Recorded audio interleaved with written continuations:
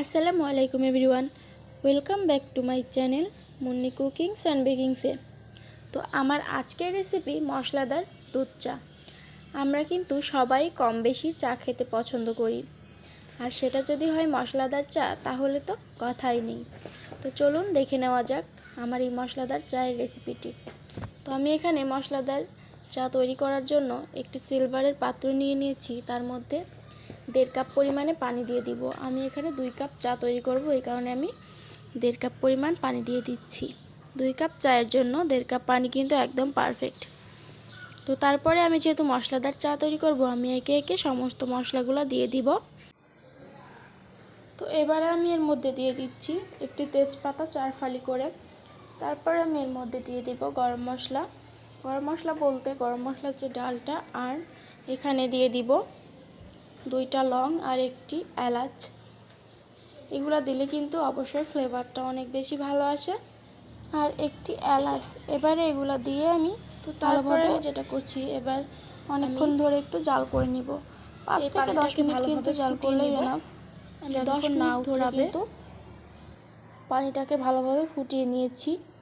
ফুটিয়ে নেওয়ার পর দেখতে পাবেন যে কালারটা কিন্তু একটু লালচে লালচে হয়ে এসেছে, মানে মশলাটা পুরাটা কিন্তু একদম সুন্দর একটা ঘ্রাণ আসবে তখন। তো তারপর আমি এর মধ্যে চিনি দিয়ে দিব। আমি পরিমাণ মতো চিনি দিয়ে দিচ্ছি, আপনারা কম বেশি কিন্তু চায়ের জন্য চিনি দিয়ে দিতে পারেন।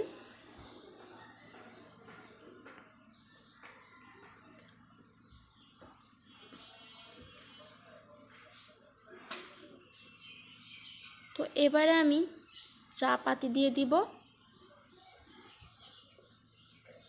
আমি এখানে 2 কাপ চায়ের জন্য 2 কাপ পরিমাণ চা পাতি দিব। আমি কিন্তু চা চামচি নিয়ে নিয়েছি, আপনারা দেখতেই পাচ্ছেন। এই চা পাতি কিন্তু ভালো মতো দিতে না পারলে আপনার দুধ চায়ের কালারটা কিন্তু ঠিকঠাক আসবে না। আর আমি এখানে অবশ্যই গরুর দুধ দিয়ে আজকে দুধ চাটা তৈরি করছি। আমি ফ্রিজ থেকে একদম যে গরুর দুধটা নামিয়ে রেখেছিলাম, ওটাই আমি এখন এর মধ্যে দিয়ে দিব। আমি এখানে 2 কাপ চায়ের জন্য 1.5 কাপ পানি দিয়েছিলাম, আর এখানে আধা কাপ পরিমাণে গরুর দুধ নিয়ে নিয়েছি। আমি কিন্তু দুধটা কোনো রকম জাল করিনি। এবার যে চায়ের ভিতরে দিয়ে দিচ্ছি, এটা থেকে আমার পুরা দুধটা কিন্তু ভালোভাবে চায়ের সঙ্গে মিশে যাবে। তো দেখুন, পুরা দুধটা দেওয়ার পরে কিন্তু পারফেক্ট একটা কালার চলে এসেছে। এবারে আমি এটাকে 5 থেকে 6 মিনিট একটু জাল করে নিব। এটা ভালোভাবে উতরে যাবে, তারপরে কিন্তু আমি এটাকে নামিয়ে নেব। তো এ পর্যায়ে কিন্তু আমার এই পানিটা অনেকটাই শুকিয়ে এসেছে। আমি এবার এটাকে নামিয়ে নিব। তো চা পছন্দ করে না এমন কোনো মানুষ কিন্তু খুব কমই পাওয়া যায়। চা কিন্তু অনেক ধরনের হয়, অনেক রকম হয়। তো আজকে আমি সিম্পল একটি চায়ের রেসিপি আপনাদের সঙ্গে শেয়ার করলাম। আস্তে আস্তে সবগুলো রেসিপি আমি শেয়ার করব। তো আজকের আমার এই মশলাদার চায়ের রেসিপি আপনাদের কেমন লেগেছে অবশ্যই কমেন্ট বক্সে জানাবেন। আর ভালো লাগলে অবশ্যই বাসায় ট্রাই করবেন। সেই সঙ্গে লাইক, কমেন্ট, শেয়ার করে আমার পাশে থাকবেন। আর পাশে থাকা ছোট্ট বেল বাটনটি ক্লিক করে দেবেন, আর আমার চ্যানেলটিকে সাবস্ক্রাইব করে দেবেন। আশা করি আমার এই ভিডিওগুলো আপনাদের অনেক বেশি ভালো লাগে, আর ভালো লাগলে অবশ্যই আমার ভিডিওতে একটা লাইক দিয়ে দিবেন।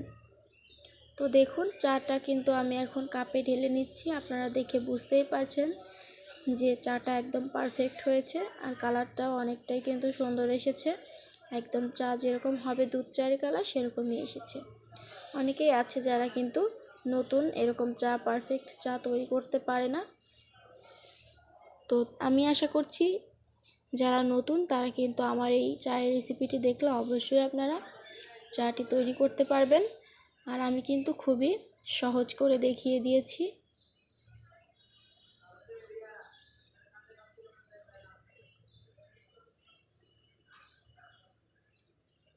তো সন্ধ্যাবেলায় এরকম এক কাপ চা হলে কিন্তু আর কিছুই প্রয়োজন হয় না।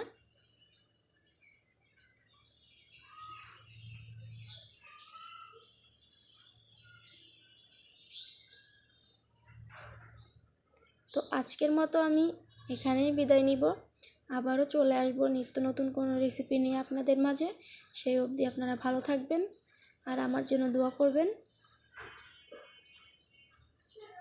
তো আজকের মতো আমি এখানেই বিদায় নিচ্ছি। আল্লাহ হাফেজ।